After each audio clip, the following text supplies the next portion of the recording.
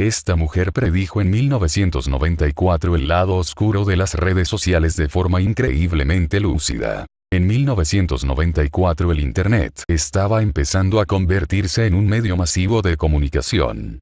La mayoría de las personas pensaban que iba a generar una nueva cultura, más libre, mejor informada y una economía y un poder más descentralizado.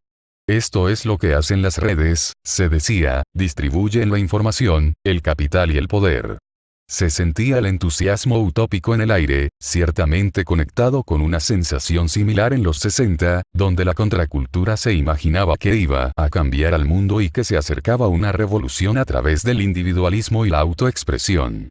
Y, de hecho, muchas de las ideas de los hippies fueron centrales para lanzar la nueva era electrónica, y algunos de sus principales actores, como Tim Leary, defendían el Internet como la nueva gran expansión de la conciencia. Dentro de esta burbuja de entusiasmo era muy difícil notar que, en realidad, Internet no era una utopía, sino una materialización más sutil de la distopía imaginada por Aldous Huxley, Philip K. Dick, o por William Gibson. Es importante notar que el ciberespacio en la obra de Gibson era una distopía, aunque luego fuera rebrandeado como una utopía. Marshall McLuhan notó que los nuevos medios son extensiones de nuestros sentidos y de nuestro sistema nervioso y que, cuando se efectúa un cambio intenso o novedoso, el ser humano y la sociedad misma generan paralelamente un proceso de anestesia o represión en el área que se ve afectada. Llamó a esto autohipnosis narcótica narcisista, un síndrome con el que el ser humano permanece inconsciente de los efectos psíquicos y sociales de una nueva tecnología como un pez del agua en la que nada.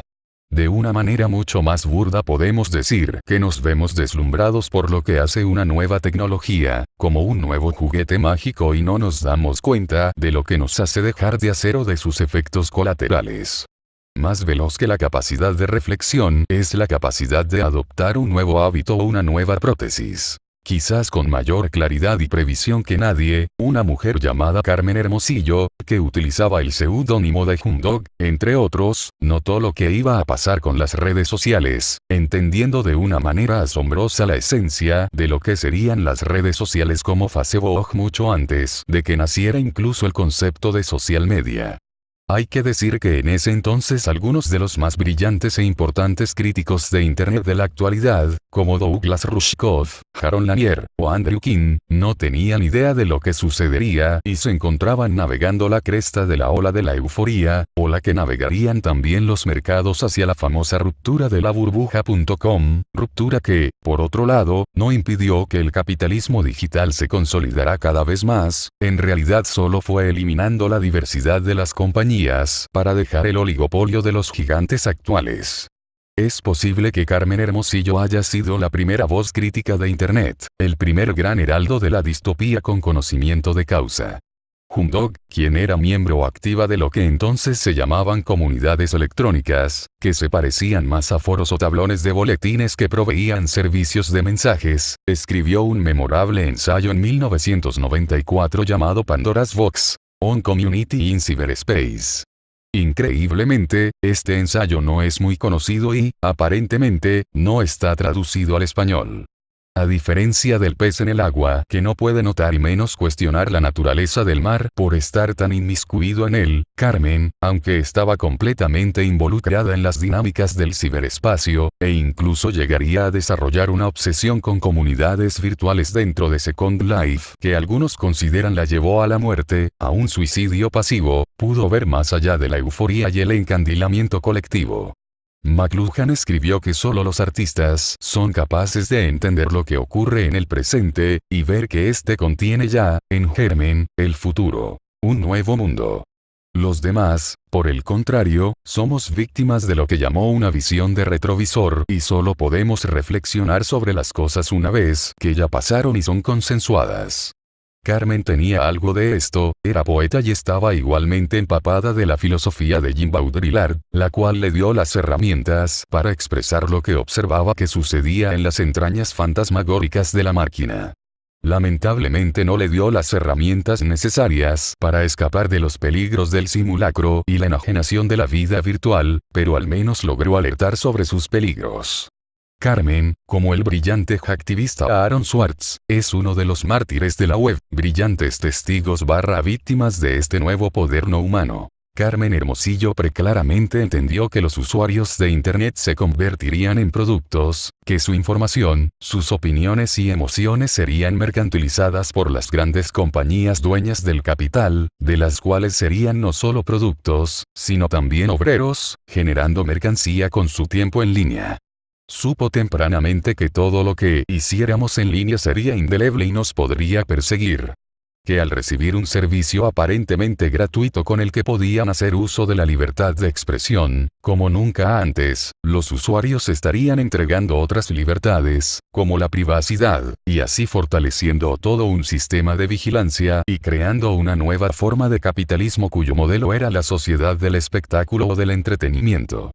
Hoy en día a esto le llamamos la economía de la atención, donde cada momento de atención es capitalizado, y para captar cada vez más atención, la gasolina de la nueva economía, se diseñan plataformas cada vez más atractivas, llenas de trucos para distraer a las personas y capturar la moneda de su atención. Carmen había visto surgir ya en 1994 la economía del valor simbólico, donde la comunicación en línea en sí misma se convertía en un mercado para el consumo de valor simbólico. El valor simbólico denota el valor de un objeto medido no en su valor material per se sino en el prestigio o estatus social que confiere. Ya entreveía lo que serían los likes, los influencers, y el narcisismo de redes sociales como Instagram. Carmen incluso predijo que las redes sociales no fomentarían la inclusión, la diversidad de ideas, ni el debate entre públicos diversos, exactamente lo que hoy llamamos la cámara de ecos y la burbuja de los filtros. Su ensayo sutilmente implica que al aceptar el simulacro de la libertad, bajo la guisa de la libertad de expresión, de la Vox Populi en su expresión más voraz, estaríamos abriendo una caja de Pandora. Realmente vale la pena leer las palabras de Humdog, este visionario sabueso del rumor de fondo del castillo digital.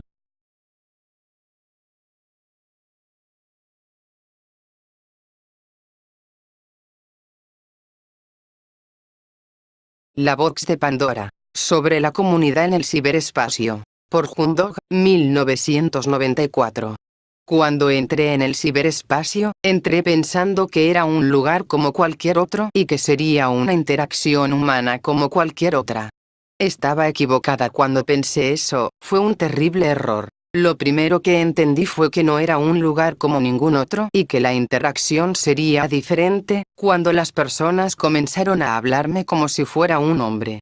Cuando escribían sobre mí en tercera persona, decía en él. Me interesó que la gente pensara que yo era él en lugar de ella, por lo que al principio no dije nada, sonreí y les hice pensar que era él. Esto se prolongó por un rato y fue divertido, pero después de un tiempo me sentí incómoda. Finalmente les dije que yo, Humdog, era mujer y no hombre, esto los sorprendió. En ese momento me di cuenta de que la disolución de la categoría de género era algo que estaba sucediendo en todas partes, y quizás solo era muy obvio en la red. Este es el alcance de mi homenaje a Gender on the Net. Sospecho que el ciberespacio existe porque es la manifestación más pura de la masa, como lo describió Jim Baudrillard. Es un agujero negro. Absorbe energía y personalidad y luego la presenta como un espectáculo. Las personas tienden a expresar su visión de la masa como una especie de desfile imaginario de obreros, con sus brazos atados a músculos levantados en un desafiante saludo. A veces en esta visión están sosteniendo llaves en sus manos. De todos modos, esta imagen tiene sus orígenes en Marx y es tan romántica como una docena de rosas rojas de tallo largo. La masa es más como una de esas muñecas sin rostro que se encuentran en las tiendas de artesanía de la nostalgia, floja, linda y silenciosa. Cuando digo lindo estoy incluyendo sus aspectos macabros y siniestros dentro de mi definición. Está de moda sugerir que el ciberespacio es una especie de isla de los bienaventurados donde las personas son libres de disfrutar y expresar su individualidad. Algunas personas escriben sobre el ciberespacio como si fuera una utopía de los años 60, y en realidad esto no es cierto. Principales servicios en línea, como CompuServe y American Online, regulan, guían y censuran el discurso. Incluso algunos foros supuestamente, radicalmente libres, aunque políticamente correctos, como The Well censuran el discurso. La diferencia tiene que ver solo en el grado y en el método con el que lo hacen. Lo que me interesa sobre esto es que, para las masas el debate sobre la libertad de expresión existe solo en términos de si puedes decir fuck o ver fotos sexualmente explícitas. Tengo una visión más anticuada que me lleva a pensar que discutir la habilidad de escribir fuck o preocuparse sobre la libertad de ver fotos de actos sexuales constituye el menor de nuestros problemas en torno a la libertad de expresión. La sociedad occidental tiene un problema con la apariencia y la realidad, sigue queriendo separarlos, hacer uno más real que el otro, invertir uno con más significado que el otro. Hay dos personas que tienen algo que decir al respecto. Nietzsche y Baudrillard. Invoco sus nombres en caso de que alguien piense que inventé esto. Nietzsche piensa que el conflicto sobre estas ideas no se puede resolver. Baudrillard piensa que se resolvió y así es como algunas personas piensan que las comunidades pueden ser virtuales. Preferimos la simulación, simulacra, a la realidad.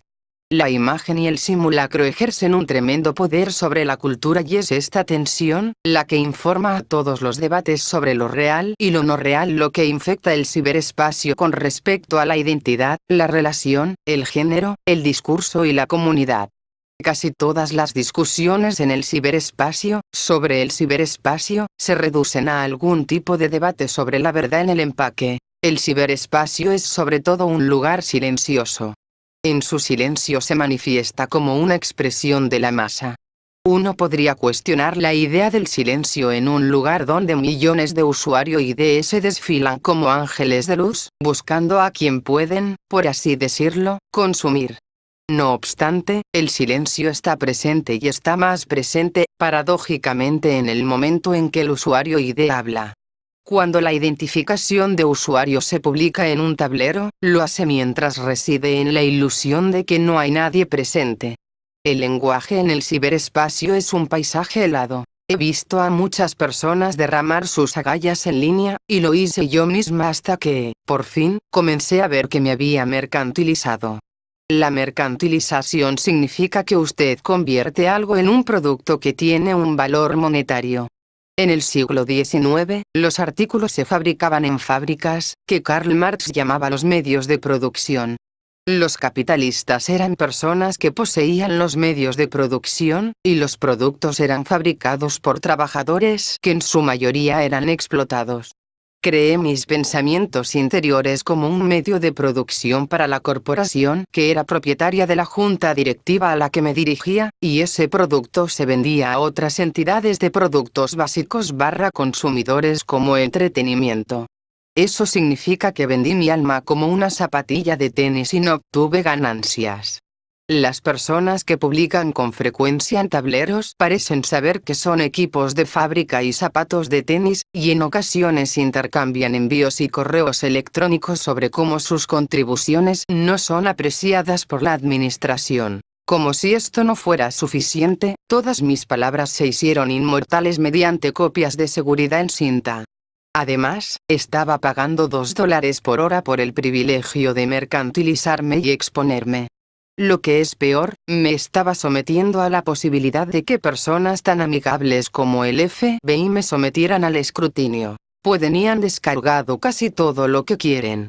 La retórica en el ciberespacio es el lenguaje de la liberación. La realidad es que el ciberespacio es una herramienta de vigilancia cada vez más eficiente con la que las personas tienen una relación voluntaria. Los defensores de las llamadas comunidades cibernéticas rara vez hacen hincapié en la naturaleza económica y empresarial de la comunidad. Muchas comunidades cibernéticas son empresas que dependen de la mercantilización de la interacción humana. Comercializan sus negocios apelando a la identificación histérica y al fetichismo, ni más ni menos que las corporaciones que nos trajeron el calzado deportivo de $200. Los defensores de la comunidad cibernética no mencionan a menudo que estos sistemas de conferencia rara vez tienen una diversidad cultural o étnica, aunque se apresuran a adoptar la idea de la diversidad cultural y étnica. Rara vez abordan las características demográficas del ciberespacio, excepto cuando estas diferencias están en conflicto con las preocupaciones de movilidad ascendente de las mujeres blancas de clase media bajo la rúbrica del feminismo académico ortodoxo. La ideología de la comunidad electrónica parece contener tres elementos. Primero, la idea de lo social. Segundo, ecoconciencia. Y, por último, el supuesto de que la tecnología equivale a progreso en una especie de sentido del siglo XIX.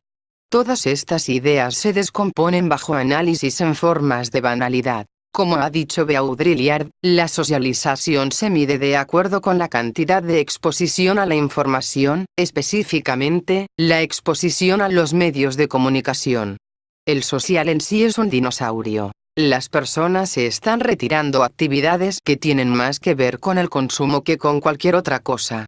Incluso el malvado Neud dice eso, observe su clase. Las llamadas comunidades electrónicas alientan la participación en microgrupos fragmentados, en su mayoría silenciosos, que se dedican principalmente a diálogos de autofelicitaciones. En otras palabras, la mayoría de las personas se esconden. Y los que publican, se conforman con ellos mismos. Ecoverde es un concepto social que trata de hacer que las personas se sientan bien. De lo que se sienten bien es de que están entendiendo lo que equivale a la destrucción del planeta Tierra por parte de los industriales de la segunda revolución industrial. Es un sentimiento bueno y deseable, especialmente durante un tiempo en el que los semiólogos están tratando de descubrir cómo van a explicar los depósitos de desechos radiactivos a las personas en los 30.000 años futuro. El ecoverde también es una forma de volver a empaquetar los valores calvinistas bajo un signo más aceptable. Los estadounidenses son calvinistas, lamento decirlo. No pueden evitarlo. Llegó en el Mayflower. También creo que la idea de comunidad electrónica es una manifestación del triunfo del signo valor sobre el valor. No hay nada que ocurra en la comunidad electrónica que no esté infestada con el valor de signo. Si la comunidad electrónica fuera algo más que un ejercicio de valor de signo, el pirateo de identidad, que se trata enteramente de un signo de superficie, sería mucho más difícil. Los signos que proclaman que la tecnología electrónica es verde abundan en el ciberespacio. La actitud de la corrección política, la computadora verde, la oficina sin papel y la ilusión de que la identidad en el ciberespacio puede manipularse para ocultar el género, el origen étnico y otros emblemas de la diversidad cultural. El último, por supuesto, es el más persistente y el más ridículo. Ambos conceptos, el social y el ecoverde, se nutren directamente de una idea de progreso que no habría parecido desconocida para un industrial en el siglo XIX. Te doy un ejemplo. El sistema de Well, un sistema de conferencia con sede en Sausalito, California, a menudo se promociona como un ejemplo de un grupo social en el ciberespacio.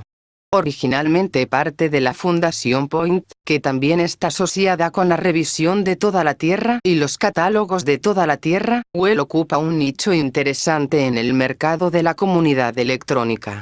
Se comercializa a sí mismo como un sistema de conferencia para el individuo alfabetizado, literario y creativo. Se comercializa a sí mismo como un agente para el cambio social y, en realidad, es calvinista y más que un poco verde. Dewey también está afectado por un aura hippie pasada de moda que lleva algunas ideas notablemente conmovedoras sobre la sociedad y la cultura. Por cierto, nadie debería convencerse de que Well es diferente a los servicios más grandes como America Online o Prodigy. Todos estos equipos son negocios y todos estos servicios son propiedad de grandes corporaciones.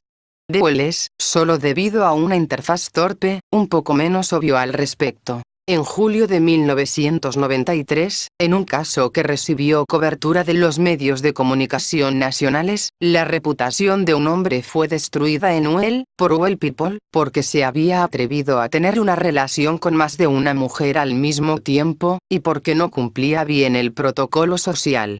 No diré que no se ajustó a los estándares éticos, porque creo que la ética de la veracidad en el ciberespacio a veces es tal que hace que la palabra ética no tenga sentido. En el ciberespacio, por ejemplo, la identidad puede ser una forma de arte, pero los temas mantenidos dentro del tema, llamados Noticias 1290, ahora archivados, eran muy complejos y se dirigían al corazón del problema del ciberespacio. El deseo de invertir el simulacro con el peso de la realidad. Las mujeres involucradas en 1290 aceptaron la atención del hombre simultáneamente en varios niveles. Lo más importante, creían en la realidad de su signo y lo invirtieron en significado. Hicieron el amor a su signo y no hay duda de que la relación los afectó y que sintieron dolor y angustia cuando terminó mal. Al mismo tiempo, parece que el hombre involucrado no invirtió sus signos con el mismo significado que tenían los suyos, y también está claro que todas las partes no discutieron sus percepciones mutuas.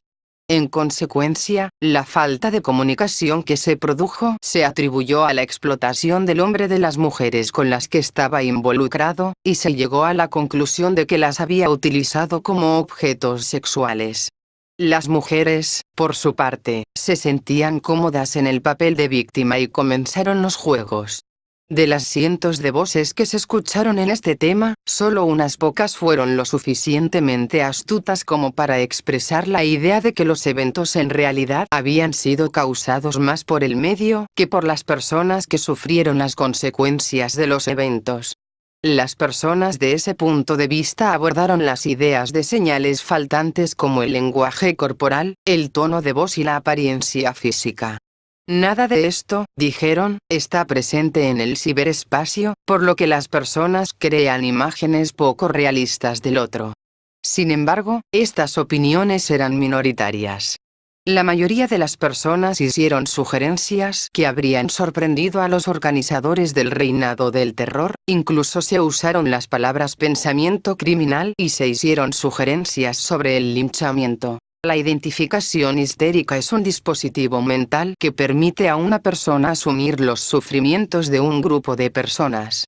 Es algo que hasta la década de 1880 se consideraba un problema de hembras. En nuestra sociedad, muchas decisiones sobre quién es una persona se toman a través del dispositivo de identificación histérica. En muchos casos, esto se debe al milagro de la publicidad comercial que invierte productos con cualidades mágicas, convirtiéndolos en fetiches.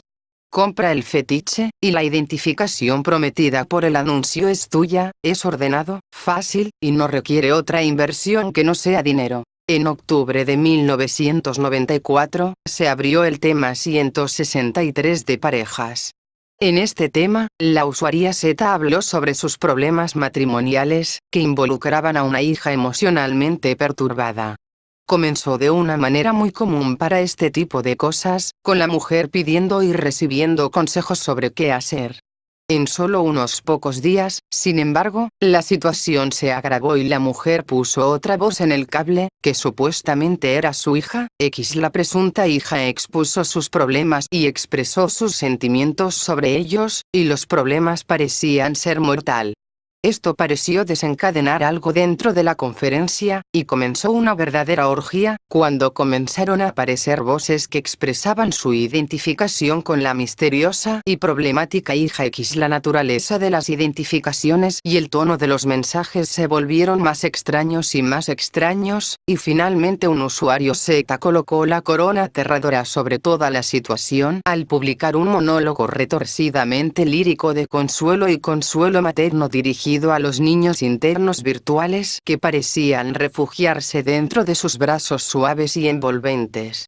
Cuanto más lloraban los niños internos, más leía y consolaba la mamá virtual. Este espectáculo, que horrorizó a más de un profesional de la salud mental capacitado que lo leyó en UL, continuó durante varios días y se discutió en privado en varios lugares con tono incrédulo.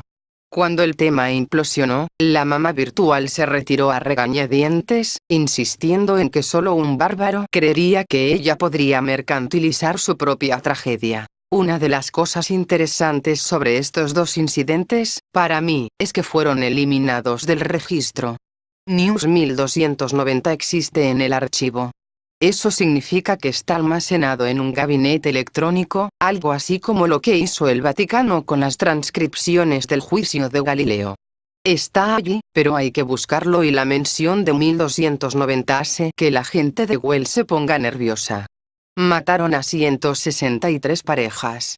Eso significa que fue destruido y ya no existe en absoluto, excepto en la cinta de respaldo o en los discos duros de aquellas personas, como yo, que lo descargaron por sus propias razones.